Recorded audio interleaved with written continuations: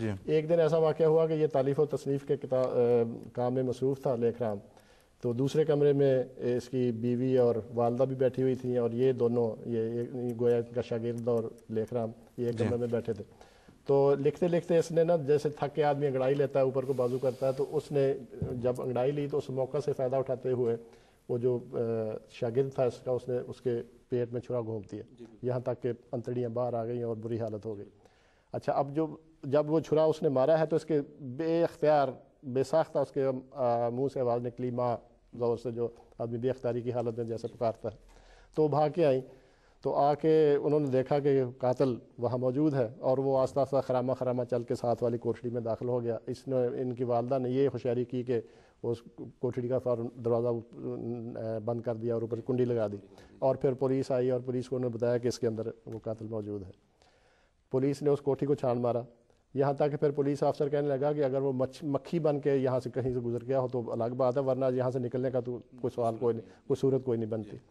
उसके बाद फिर वसी पैमाने पर अमृतसर में करीब करीब के शहरों में मुअज़्ज़ज़ मुसलमानों के घरों की तलाशियाँ हुई, हज़रत मसीह मौऊद अलैहिस्सलाम के घर की तलाशी ली गई, बड़ी जान जोखों के साथ उन्होंने ये सारे काम किए, लेकिन खुदा ताला की तकदीर थी। और मैं ये भी अर्ज़ कर दूँ कि जब ये वक्त करीब आता चला जा रहा था, साल गुजरते जा रहे थे, जब वक्त करीब आया तो गवर्नमेंट की तरफ से लेखराम की हिफाजत के लिए पैरा मुकर्रर कर दिया गया कि ताकि इसको कोई गंद ना पहुंचा सके, कोई मुसलमान इसके ऊपर हमला ना करे या कुछ। अब खुदा ताला की तकदीर तो पैरों से नहीं रुकती, खुदा ताला की तकदीर के ऊपर तो पैर नहीं बिठाए जा सकते। चुनाचे वो वाक़या हुआ जो हो के रहा। अच्छा, वो कातिल की सारी जहान में तलाश की गई, उस वक्त से लेके अब तक उसका पता नहीं मिला। अब इसमें खुदाई तकदीर के अलावा या खुदाई हाथ के अलावा कौन कह सकता है कि कोई किसी इंसान का या किसी दूसरी ताकत का हाथ था। हज़रत मसीह मौऊद अलैहिस्सलाम के जैसा कि मैंने अर्ज़ किया, तलाशी ली गई, और हुजूर के बारे में ख़ास तौर पे हिंदू प्रेस ने बहुत उछाला कि यही कातिल है, इसको पकड़ना चाहिए। बहुत तफ्तीशें की गई गवर्नमेंट की तरफ से, पुलिस की तरफ से, लेकिन ज़ाहिर है कि उसका कोई सबूत नहीं था। तो मसीह मौऊद अलैहिस्सलाम का तो उसके साथ कोई दूर का भी ताल्लुक़ नहीं था इस वाक़े के साथ, वो तो खुदाई तकदीर थी।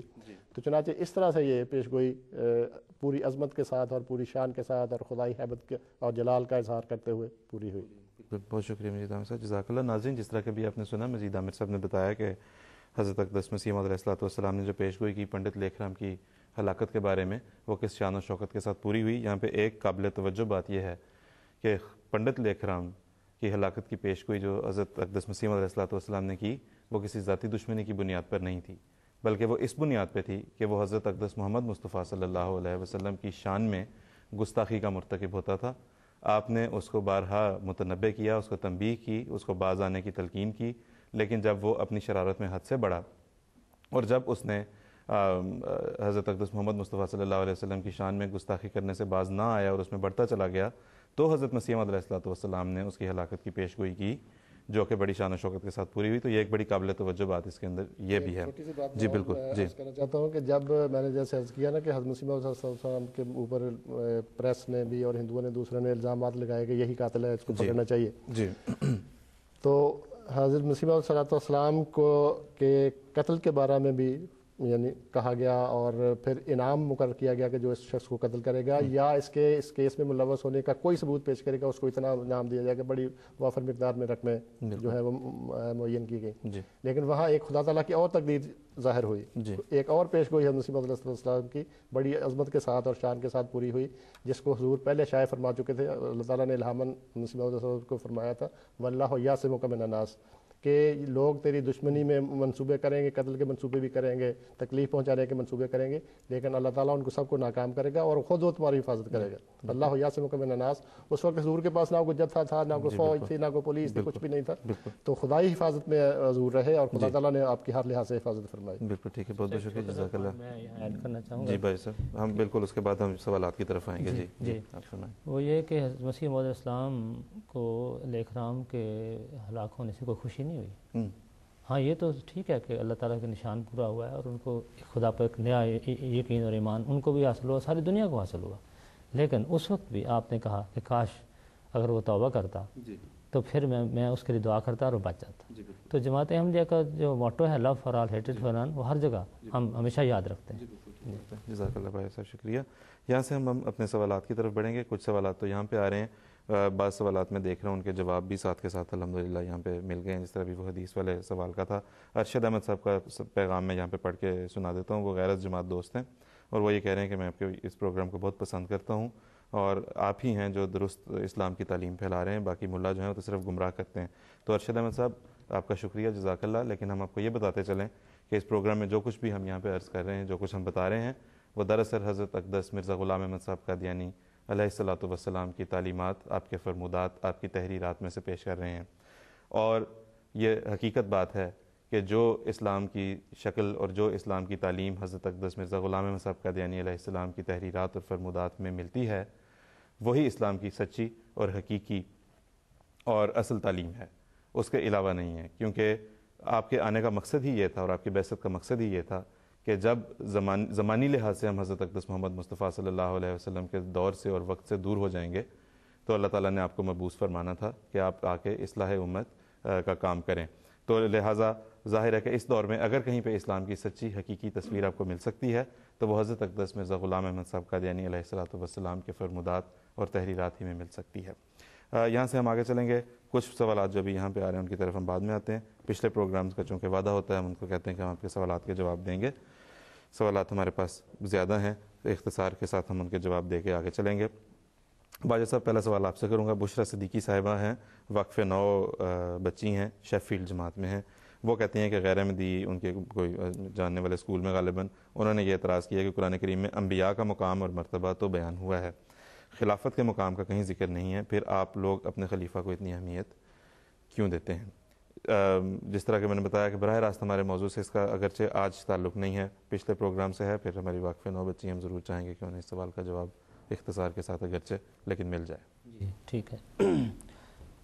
یہ خلافت کا جو موضوع ہے یہ کوئی ایسا موضوع نہیں کہ جو قرآن شریف میں مذکور نہ ہو اور اس کی اہمیت کم ہو، بلکہ قرآن شریف کی ایک آیت ایسی ہے جس کو امت مسلمہ میں اور تمام تفاسیر میں آیت استخلاف کے طور پر جانا جاتا ہے. اس کی اتنی اہمیت ہے کہ اس کو نام علیحدہ دے دیا گیا کہ یہ وہ آیت ہے جس میں خلافت کا ذکر ہے. چنانچہ وہ آیت سورۃ نور کی ہے، آیت نمبر 56، جس میں اللہ تعالیٰ فرماتا ہے وعد الذین آمنوا منکم وعملوا الصالحات لیستخلفنہم فی الارض کما استخلف الذین من قبلہم، کہ اللہ تعالیٰ ان مومنوں سے جو اعمال صالحہ بجا لانے والے ہیں ان سے یہ وعدہ کرتا ہے کہ ان کو ضرور خلیفہ بنائے گا جیسا کہ پہلے لوگوں کو خلیفہ بنایا گیا. اور آگے اس کے ساتھ بڑے بڑے زبردست وعدے ہیں کہ وہ لوگ جو خلیفہ بنائے جائیں گے ان کو خدا تعالیٰ ہمیشہ اپنی تائید و نصرت سے نوازے گا. چنانچہ فرمایا وَلَا يُمَكِّنَنَّ لَهُمْ دِينَهُمُ الَّذِي ارْتَضَىٰ لَهُمْ وَلَا يُبَدِّلَنَّهُم مِّن بَعْدِ خَوْفِهِمْ أَمْنًا، کہ اللہ تعالیٰ ایک تو ان کے دین کو تمکنت بخشے گا اور ان کے ذریعہ دین اسلام کو تمکنت بخشے گا، اور دوسرے یہ کہ ہمیشہ جب بھی کبھی خوف کے حالات پیدا ہوں گے، اور ضرور ہوں گے، مخالفتیں ہوتی ہیں ہمیشہ خدائی جماعتوں کی، تو جب بھی مخالفت ہوگی خدا تعالیٰ اس کو امن کی حالت میں بدلتا چلا جائے گا.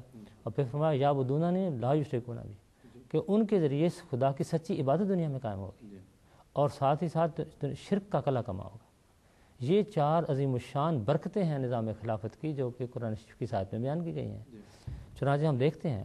اچھا ایک اور بات ہے، آخر میں جا کے یہ بھی فرمایا ہے وَمَنْ كَفَرَ بَعْدَ ذَلِكَ فَأُولَٰئِكَ هُمُ الْفَاسِقُونَ، کہ خلافت کو معمولی نہ سمجھنا، جو لوگ اس کے منکر ہوں گے، اس کو رد کریں گے، وہ خدا تعالیٰ کی عظیم الشان نعمت کو رد کرنے والے ہوں گے، اس لیے ان کا خدا نے نام فاسق رکھا ہے، نافرمان لوگ رکھا ہے.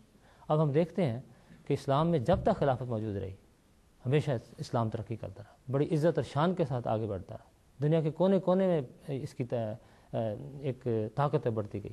لیکن جب مسلمانوں نے خلافت کو چھوڑ دیا تو کیا انجام ہوا؟ دن بدن تنزل کا شکار ہوتے چلے گئے، اور آج ہم دیکھتے ہیں کہ کیا حال ہے. اور اس کے بالمقابل اللہ تعالیٰ کے فضل و کرم سے آج اس زمانے میں حضرت صلی اللہ علیہ وسلم کی پیشگوئی کے مطابق جب دوبارہ خلافت کا احیاء ہوا حضرت مسیح موعود علیہ السلام کی آمد کے ساتھ، تو پھر ایک دفعہ وہ لوگ جنہوں نے خلافت کو مان لیا اور خلافت کے ساتھ چمٹ گئے، وابستہ ہو گئے، آج اللہ کے فضل و کرم سے وہ پھر ایک نئی شان کے ساتھ بڑی عزت کے ساتھ دنیا میں رہ رہے ہیں. اور یہ اس بات کا ثبوت ہے کہ جو خدا نے وعدہ فرمایا تھا کہ خلافت کی ہمیشہ تائید و نصرت فرماتا رہے گا، وہ آج بھی ہماری آنکھوں کے سامنے پورا ہو رہا ہے. اور جو ہے بشرا صدیقی صاحبہ، آپ ان دوست کو یا عزیز کو یہ بھی آپ بتا سکتے ہیں جہاں تک یہ بات ہے کہ آپ اپنے خلیفہ کو اتنی اہمیت کیوں دیتے ہیں، تو انہیں بتائیں کہ تمام امت مسلمہ کے بھی اس وقت جتنے فرقے ہیں وہ تمام اس چیز پہ متفق ہیں کہ خلافت ہی واحد راستہ ہے اس وقت، جو واحد انداز ہے لیڈرشپ کا جو امت مسلمہ کو درست راستے کی طرف اور درست منزل کی طرف لے کر چل سکتی ہے۔ تو خلافت ہی ان کے ذہن میں سلوشن ہے، خلافت ہی ان کے ذہن میں ایک حل کے طور پر آتا ہے، لیکن وہ اس نعمت سے محروم ہیں۔ چونکہ اللہ تعالیٰ نے ہمیں یہ نعمت عطا کی ہے تو ہم کیوں اس کی قدر نہ کریں؟ یعنی ایک ایسی نعمت جس کے اوپر سب متفق ہیں اور جس کی ضرورت کو سب محسوس کرتے ہیں، ہم اس کی قدر نہیں کریں گے تو اور کس چیز کی قدر کریں گے؟